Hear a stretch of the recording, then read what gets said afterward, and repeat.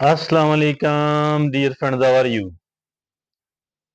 It is said that all problems are Communication problems. Communication matters a lot, really. Those who are good communicators, they are the leaders. Communication plays a decisive role in our lives. The life is a good one or a bad one. it is one of the most essential ingredients. We have made it a topic of our discussion today how to be an effective communicator. There are certain things which needs to be taken care of. Let's look upon The 10 tips which are highly effective. in making us a very good communicator. First of all, it is clear message. Our message must be clear one. Be concise, be specific, and be straightforward. As well. Concise, specific, and straightforward. The clarity in the message. So that is number one thing. Number two, it is the active listening. Pay attention to, ask questions, and clarify understanding. Must be very attentive. Ask questions wherever there is a need to ask a question. And then understand well what somebody is trying to say. Because communication is a two-way process. If I'm trying to communicate something to them, they're also trying to communicate something to me as well. Also, I cannot be A good policy maker, a good strategy developer, unless and until I understand them well. number 3, empathy. Show understanding. And acknowledge the other person's perspective. Understanding, acknowledging the perspective of another person, that is called empathy, which is also an essential ingredient of The good communication. number four, non-verbal awareness. Use positive language Use positive tone. and use facial expressions. Positive body language. Using positive body language, The good tone, friendly tone, and of course, the facial expressions. If at all somebody has lost their loved ones, you cannot smile at that spot at all. So our facial expressions should be according to the situation. Non-verbal awareness. Number five. It is the audience awareness. Tailor your message to the recipient's needs. Tailoring your message to the recipient's needs and level of understanding. If at all somebody is an illiterate, another one is a very educated one. if somebody is well aware about a particular field, the other person is totally ignorant. We cannot talk to them In the same manner, so we have to tailor our conversation. according to their specific needs. So that is Audience awareness. Number 6, feedback. Encourage and respond to feedback. to ensure understanding. On the one hand, we have to encourage. Okay, yes, I'm waiting for your feedback. Then Try to understand it well and also let them know that you got their point, what they wanted to tell you. the kind of feedback they have given, yes, I do understand. Number seven, it is the clarity.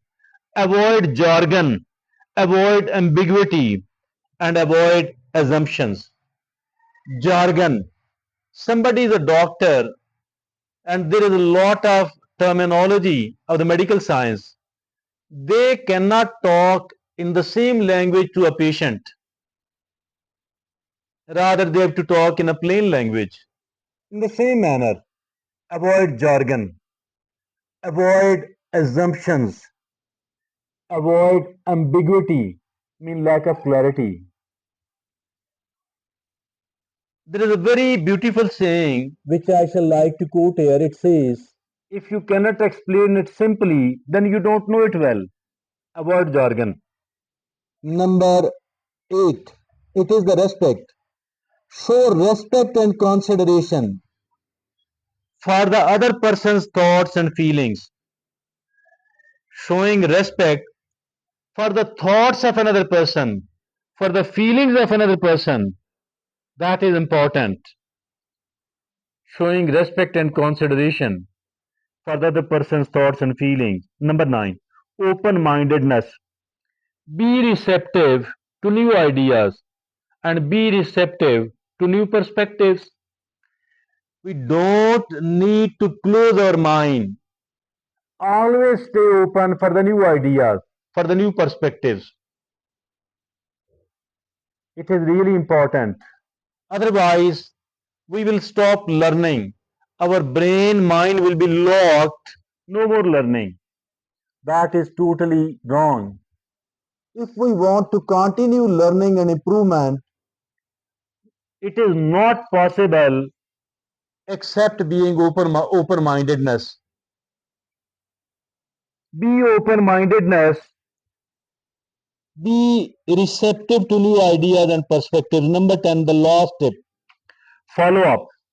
Verify understanding and ensure the message is conveyed. Follow up. Verify understanding. Okay, and then ensure, make it sure the message is conveyed properly the way you want it to convey. There are some additional tips as well, which are, of course, very useful. It is using I statements instead of you statements. Don't point toward another person. Either talk in the general terms like the society or talk about yourself so that the other person does not get offended. Number 2, ask open ended questions to encourage discussion. Do not ask the questions which can be replied with a yes or no answer. Instead, ask an open ended question. Don't ask your trip was a good or bad one. Ask how was your trip? How was that experience? Let them talk in their own words, let them talk in their own terms. And then, thirdly, avoid interruptions and distractions. Avoiding interruptions and distractions. Okay. Do not interrupt somebody, otherwise, they will not like to share the information, the knowledge, the wisdom, the experiences they have. They might stop sharing, they might get offended. Better not to interrupt them and avoid the distractions as well. Try to focus on something, try to be somewhere where there are little or no distractions at all. Now, the fifth and the last is using technology. Using technology appropriately, like the technology of email, the technology of a smartphone or a computer, or talking to in person, it is better to use technology appropriately. And then, lastly, being mindful of cultural and personal differences. Very important indeed. Being mindful of cultural and personal differences. If the two of you are very close to each other but having a different political opinion or a different religious opinion, do not try to clash with the other person at all. Use your differences in a sensible manner. Talk upon your differences in a sensible manner so that the other person does not get offended. And don't talk upon the differences unnecessarily as well.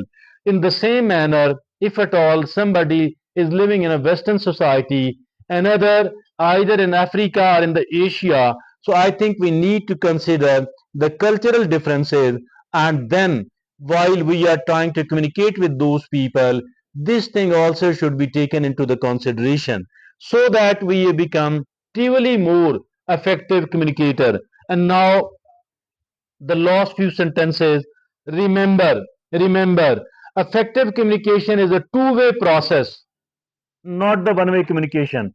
It is a two-way process that requires effort and attention. Yes, it requires effort and attention from both the parties. By following these tips, you can improve your communication skills. By following these tips, you can improve your communication skills and build stronger relationships. Our relationships cannot be built stronger unless we are communicating in a very good manner, in quite an effective manner, keeping in view all the tips we have discussed today. Thank you very much.